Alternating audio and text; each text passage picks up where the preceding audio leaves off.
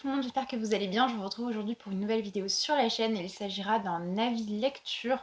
J'ai plusieurs livres à vous présenter, dont plusieurs tomes d'une seule et même saga. Donc on commence tout de suite. Le premier livre dont je vous parle, il s'agit de My Absolute Darling de Gabrielle Talent, que j'ai découvert en audio il y a environ un mois. J'ai été assez partagée par cette lecture, je vous le dis tout de suite. Je sais que ça a été un gros coup de cœur pour beaucoup de personnes et je le comprends. Mais pour ma part, il y a des choses qui m'ont un petit peu échappé. Déjà, je tiens à vous prévenir, ce n'est pas une lecture pour tout le monde. Il y a beaucoup de trigger warning, notamment sur la violence, sur les abus sexuels, sur la violence faite sur les enfants. C'est vraiment un récit qui est difficile, qui est très dur, vraiment très dur. Les premiers chapitres, c'était vraiment très très intense et difficilement tenable pour moi. Et on est sous fond d'une espèce d'atmosphère post-apocalyptique qui finalement repose sur rien ou très peu de choses, si ce n'est sur la figure du père en fait.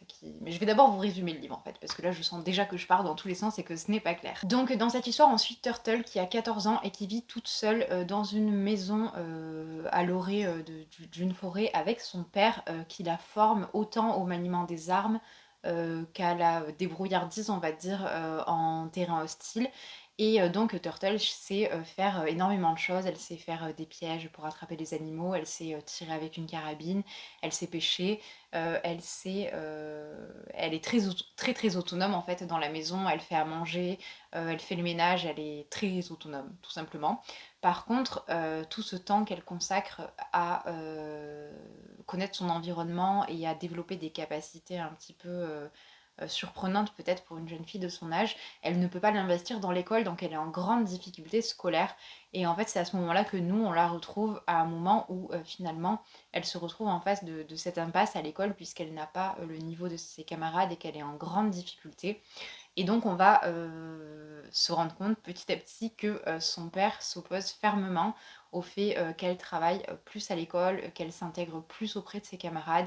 Et en fait on va s'apercevoir que Turtle est complètement isolée des autres et qu'elle n'a pas vraiment de conscience du bien et du mal, si ce n'est ce qui lui a été inculqué à la maison et qui est fortement discutable. En dehors de cela et de l'aspect éducatif très strict que la figure du père incarne dans le récit, on a donc tous ces aspects qui sont les aspects de moi j'appellerais presque ça de la torture, mais de la maltraitance en fait. Donc on a des scènes qui sont difficilement supportables et je vous recommande, mais vivement, de passer votre chemin si vous êtes sensible concernant les violences faites sur les enfants parce que je l'ai trouvé vraiment dur ce récit et j'ai pas trouvé, je sais pas comment dire, j'ai pas trouvé que ça se justifiait beaucoup, j'ai pas vraiment compris le propos de fond, j'ai pas compris si ça voulait dénoncer particulièrement quelque chose. C'était assez surprenant en fait, j'avais l'impression que c'était juste compris, que toutes ces notions de violence étaient comprises dans un espèce de grand tout qui faisait sens, c'est vrai, mais qui en même temps ne se justifiait pas parce que je ne voyais pas vraiment où l'auteur voulait en venir. Alors l'histoire en tant que telle, elle est haletante, elle est divertissante et il se passe énormément de choses. C'est horrible de dire divertissant après tout ce que je vous ai dit, mais bref, en tout cas, elle est prenante cette histoire. Ça c'est vrai.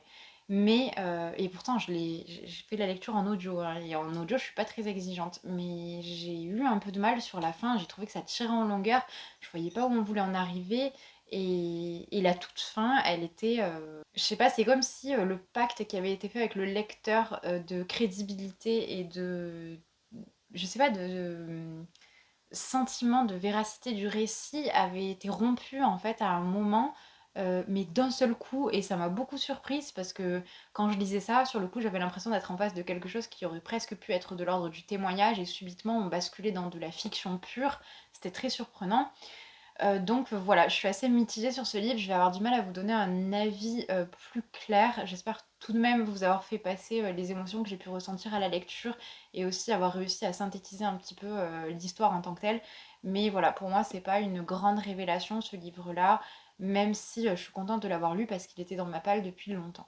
Les 2 lectures suivantes que je vous présente, il s'agit de Swimming Pool et Moon Brother de Sarah Crossan. On va commencer par Swimming Pool. Alors, Sarah Crossan, vous la connaissez peut-être pour ses récits dystopiques. Elle avait notamment écrit La Loi du Dôme il y a quelques années. C'était paru chez Bayard et c'était une duologie qui était assez sympa.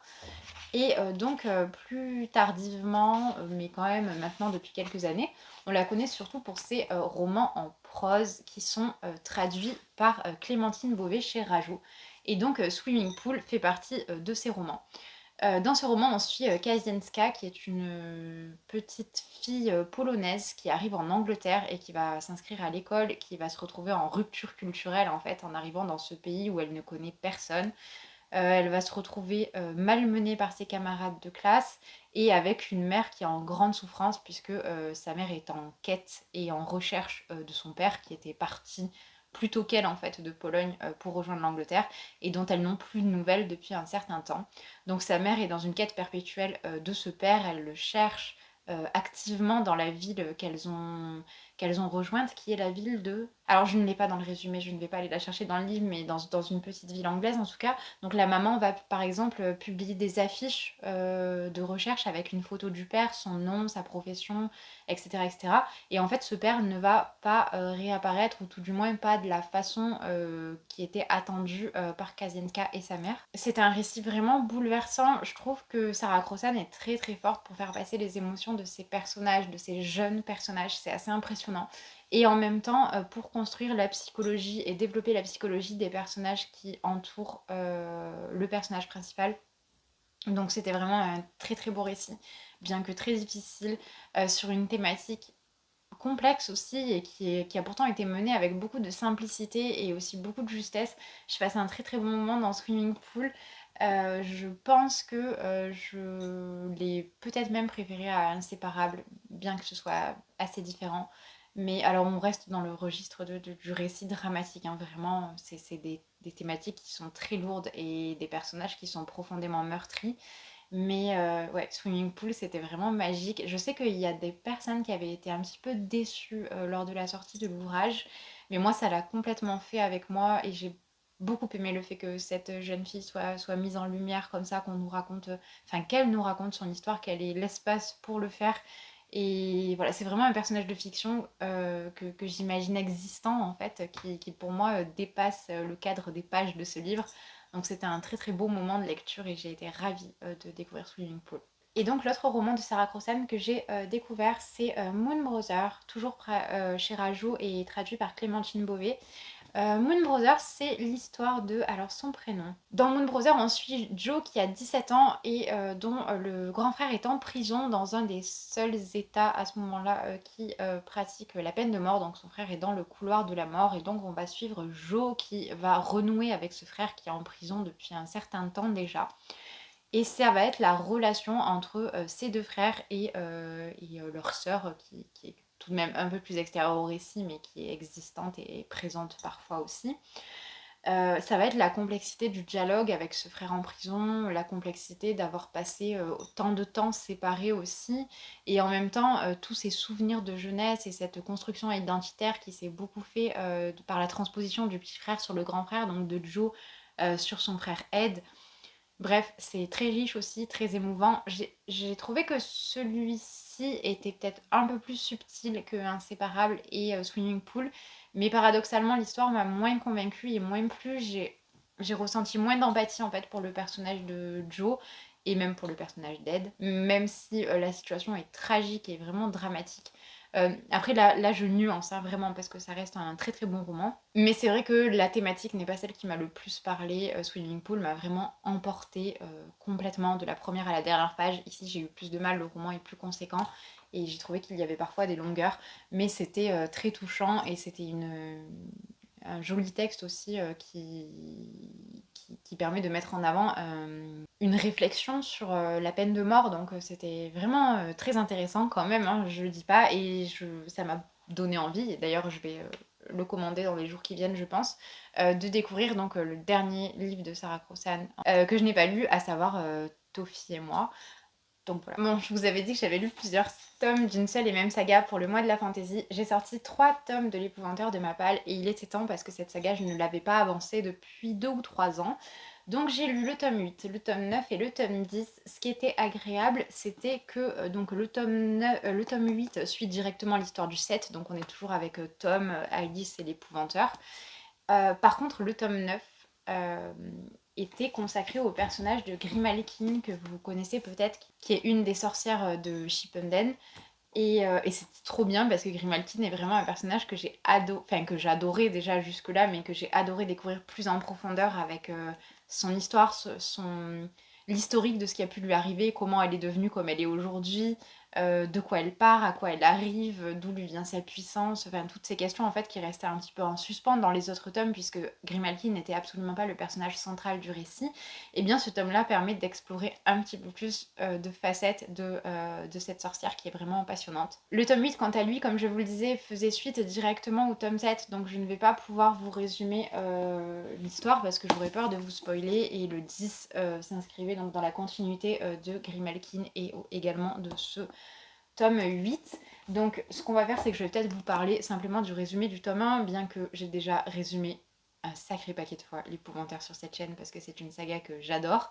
Mais en gros, dans cette histoire, on suit Tom Ward qui est le 7ème fils d'un 7ème fils, et dans cet univers, les 7ème fils des 7ème fils sont sujets à devenir les apprentis des épouvanteurs, qui sont les personnages, les personnes qui chassent les gnomes, les mauvais esprits, les sorcières, toutes les entités en fait qui sont susceptibles de contrarier la vie des humains. Donc Tom va suivre une formation avec Grégory, qui est donc l'épouvanteur de Shippuden, et nous on va suivre ses aventures du tome 1, donc où Tom est apprenti, jusqu'au tome... Alors moi je les ai que jusqu'au tome 14, mais je crois qu'il y en a 17 où, où j'ai pas envie de vous spoiler. Bon, le titre du tome 17 vous dit ce qui se passe, mais je n'ai pas envie de vous spoiler. Bref, donc on va suivre l'évolution du personnage de Tom à travers ces différentes expériences, ces différents voyages, parce que l'épouvanteur et Tom vont énormément voyager. Ce qui est impressionnant avec cette saga, c'est sa capacité à se renouveler en permanence, parce qu'on n'est jamais lassé par le récit. Les personnages sont toujours en train d'évoluer. Même Grégory, qui est pourtant un épouvanteur âgé et expérimenté, se remet en question et est susceptible d'évoluer sur certaines questions, donc c'est très intéressant. Et en dehors de ça, ce sont des récits qui font aussi frissonner quand vous les lisez seul la nuit, alors que pourtant ce sont des récits jeunesse, mais ils sont tellement bien menés que vous êtes complètement embarqué en fait. Bref, donc tout ça pour dire que j'ai adoré ces 3 tomes de l'épouvanteur. Je lirai bien évidemment la suite, j'espère que je n'attendrai pas 3 ans pour le faire. Mais je peux que vous recommander cette saga si ça vous tente. Elle est parue au format, donc là on est en semi-poche, mais elle est parue au format poche, si vous voulez vous les procurer à moindre coût. Et voilà, en tout cas je vous recommande vivement de le faire. J'ai ensuite lu le tome 3 du Collège Maléfique de Cassandra O'Donnell, donc il s'agit de La Cible, c'est publié chez Flammarion. Et donc on est sur... J'allais dire c'est une suite directe, mais oui, les tomes 1, 2, 3 se suivent effectivement, mais suite directe, on reprend pas pile à la fin des éléments du tome 2, des événements du tome 2, pardon, mais on est dans une nouvelle petite aventure. En fait, je dirais que les aventures du Collège Maléfique peuvent presque se lire indépendamment, même s'il faut commencer par le premier tome pour découvrir les personnages et l'univers, évidemment. Mais je pense que même en prenant la saga, peut-être un an après avoir lu le premier ou le deuxième tome, vous ne serez pas perdu parce que déjà, Cassandra O'Donnell prend le temps de recontextualiser, de replacer les personnages et de vous réexpliquer un petit peu l'univers, mais aussi parce que justement les aventures ne se suivent pas absolument directement, on n'est pas du jour au lendemain, enfin le tome 2 ne nous présente pas une journée, le tome 3 la journée suivante, donc ça c'est pas mal aussi pour les lecteurs qui n'ont pas forcément le temps d'enchaîner les tomes, ou même pour les personnes qui lisent les tomes au fur et à mesure de leur sortie, et dans la mesure où la sortie est annuelle, bon bah forcément voilà, ça laisse un an d'attente et on n'a pas forcément une mémoire. Après, ça dépend de la quantité de livres qu'on lit, mais moi j'ai beaucoup de mal à me rappeler très précisément de ce qui se passe dans les sagas de façon générale. En tout cas, c'est agréable parce que même si vous avez fait la lecture d'un des tomes il y a plusieurs années, vous n'êtes pas complètement perdu lorsque vous récupérez l'histoire et que vous retrouvez les personnages. Donc c'est un nouveau tome assez intéressant où on voit le personnage d'Emma, donc la jeune et je peux même pas vous dire ce que c'est parce que du coup c'est déjà un spoil. Mais Emma, cette jeune fille qui a rejoint le collège maléfique, en fait, on la voit évoluer plus encore. Et j'ai l'impression qu'au fil des tomes aussi, l'univers s'assombrit. et où les dangers sont encore plus présents. Il y a un petit côté Harry Potter en fait aussi finalement. Donc c'était très sympa, enfin, ça se lit très très vite hein, vraiment. Et je vous en ai déjà parlé, je vous les ai déjà montrés, mais vous avez des illustrations en fait qui viennent ponctuer le récit. Alors c'est pas à toutes les pages, hein, mais il y en a quand même quelques-unes. Et je trouve que c'est vraiment un petit plus qui est agréable et qui permet de visualiser un petit peu les personnages. J'en cherche une autre, voilà, pour vous montrer un petit peu. J'ai l'impression que les illustrations ne sont pas tout à fait les mêmes que dans les tomes précédents, mais c'était cool. Et enfin, je vais clore ce book haul avec le premier tome de La Carte des Confins de Marie Replin. Marie, vous la connaissez peut-être pour son compte Instagram Muffin and Book. Sur Instagram du coup, parce que je me répète. C'est publié chez PKJ, le second tome est paru le mois dernier, il faut que je me le procure rapidement pour pouvoir enchaîner en fait et continuer cette histoire. Donc dans cette histoire on suit Kali qui est une voleuse de trésors et d'objets magiques ou en tout cas d'objets rares qui va, lors d'une négociation, rencontrer Blake, le capitaine de l'Avalon, un bateau pirate. Et Kali va se retrouver dans une situation un petit peu délicate, puisqu'elle va se retrouver enfermée suite à cette négociation pour vol. Et là débutent les aventures de Blake et Kali. Donc, relation initiale assez complexe qui va évoluer évidemment tout au long du récit. Bah, c'était pas mal, j'ai trouvé que c'était très très divertissant dans le sens où je l'ai lu en une journée et je tournais les pages sans même m'en rendre compte. Marie fait pas mal de traits d'humour aussi dans son récit, donc c'était cool. Et moi j'avais découvert les premiers chapitres de La Carte des Confins à l'époque, au tout début en fait, quand Marie publiait sur Wattpad. Et c'est vrai que le texte a beaucoup évolué, c'est fou en fait de voir un texte grandir avec son autrice, je trouve ça dingue. Et c'était trop cool en fait, juste pour ça, juste pour l'expérience de lire quelqu'un que tu côtoies via les réseaux sociaux, que tu croises et dont tu connais un petit peu les goûts, les aspirations, comment dire, les penchants littéraires. Je trouve que c'est une expérience qui est complètement différente que le fait de lire un auteur qu'on ne connaît pas du tout. Donc j'étais très contente de découvrir ce qu'avait fait Marie de ses personnages Black et Kali. Et je lirai la suite, bien évidemment, dès que j'aurai le temps et dès que je me serai procuré l'ouvrage. Voilà, mais j'ai l'impression que dès que je fais une vidéo, je pense à tout ce que je dois acheter et la liste est infinie en fait. En tout cas, j'avais vu des avis assez partagés, j'ai vu des gros coups de cœur sur ce récit et des personnes qui ont nettement moins aimé. Moi, je vous recommande personnellement de vous faire votre avis parce que, en fait, des récits pirates, on n'en a pas beaucoup. Moi, j'aime beaucoup cet univers-là, mais c'est vrai que c'est assez particulier et propre à chacun. Peut-être que ça ne vous convaincra pas. C'est pas du tout un roman prise de tête. Il n'y a pas. Enfin, j'ai vu beaucoup de personnes parler de la simplicité de l'histoire et du style, mais je pense que la vocation n'était pas forcément de révolutionner la langue par l'histoire. Et franchement, si le but c'était de créer un ouvrage divertissant qui permettait de s'échapper un petit peu de la vie quotidienne et de prendre une bouffée d'oxygène, d'air frais et d'air marin, en fait, bah, ça fonctionne super bien. Et ça, pour cette raison-là, je peux que vous le conseiller. Je pense que c'est un bon bouquin d'été à lire sur la plage avec. On sent vraiment, voilà, encore une fois, cet air marin. Les cordes des bateaux, il y a un côté très visuel et très sensoriel en fait dans ce roman, voilà.